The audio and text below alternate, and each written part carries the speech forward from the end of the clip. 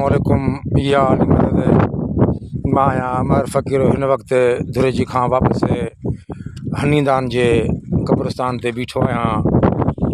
हिते तारीख़ किथे लॻल आहे, माण्हू मिलियो जंहिंखां मालूमात कजे, पर क़ब्रुनि जी ॿी हिकु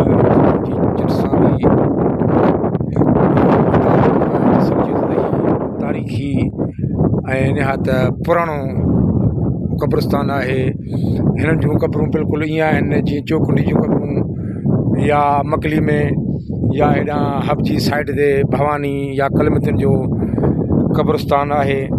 थोरी घणी तक़रीबन क़ब्रुनि में हिसाब किताब आहे, पर बिल्कुलु ई क़ब्रूं साॻी ऊचाई सां, साॻी चिटसाली सां, बिल्कुलु पुराणो क़ब्रस्तान आहे। काफ़ी क़ब्रूं बिल्कुलु सेम आहिनि, वॾी ऊचाई सां, यानी कि 1 2 3 4 5 6 7 8 जो हिननि जूं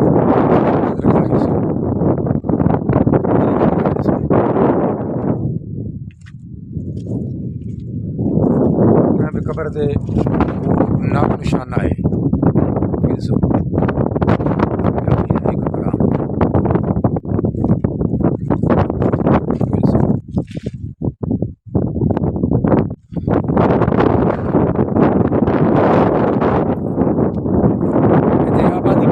ख़ासि कोन्हे, पर हिन में अंदाज़ो लॻे थो त कंहिं वक़्त में का सुठी आबादी हुई, इलाइक़ो जंग में जे करे तबाह थी वियो।